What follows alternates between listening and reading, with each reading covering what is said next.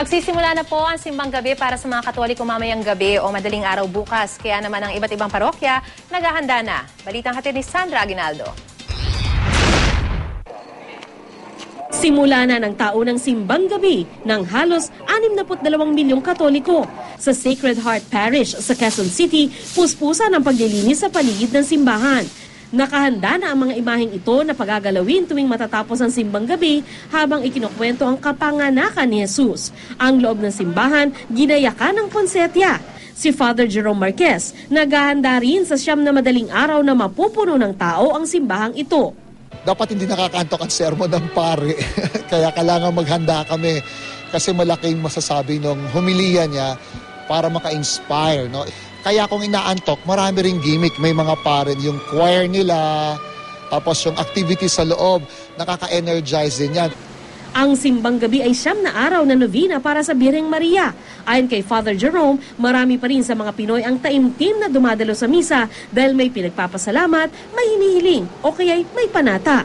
Si Romy Tuazon halimbawa, 16 na taon nang gumagawa ng libreng salabat para sa mga nagsisimba sa kanyang parokya.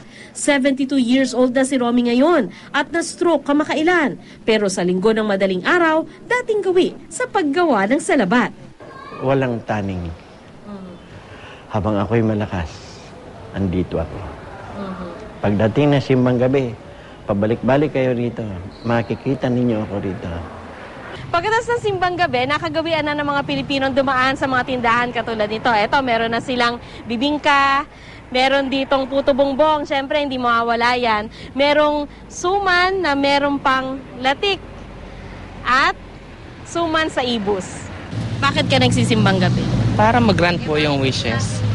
Anong wish mo para sa taon na to? Siyempre, may yumaman po. At pagkatapos magsimbang gabi, kainan, puto bongbong, bibingka. paalala naman ng Archdiocese of Manila, ang simbang gabi ay ginagawa sa mga parokya. Hindi raw maaari ang simbang gabi sa mga mall at shopping center, maliban na lang kung meron itong chapel kung saan regular na idinadaos ang misa. Pero dapat may basbas din ito ng Archdiocese of Manila. At sa gitna nga ng kasiyahang hatid ng Pasko, sana raw ay huwag kalimutang magpasalamat sa lahat ng biyaya mula sa Diyos. Una talaga, pasasalamat. Ang dami ng biyaya ng Diyos. Kahit sa kabila ng mga trahedya at mga disasters natin, marami pa tayo makikitang kabutihan at pagpapala ng Diyos. Sandra Aguinaldo, GMA News.